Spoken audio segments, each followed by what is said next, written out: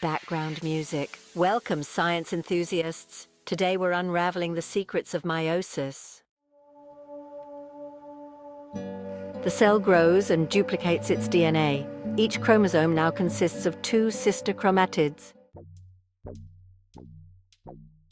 Prophase 1 chromosomes condense and homologous pairs find each other. Crossing over occurs, a genetic exchange between homologous chromosomes. Metaphase 1, homologous pairs align at the cell's equator.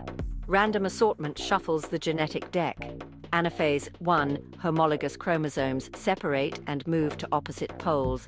Telophase I, two new cells form, each with half the original chromosome number.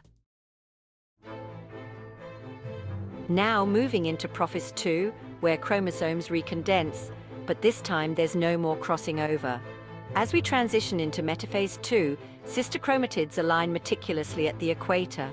Then, during anaphase 2, these sister chromatids split and eagerly move toward opposite poles.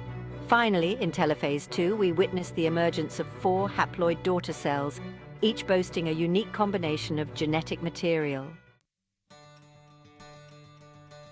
And there we have it, meiosis, nature's genetic remix.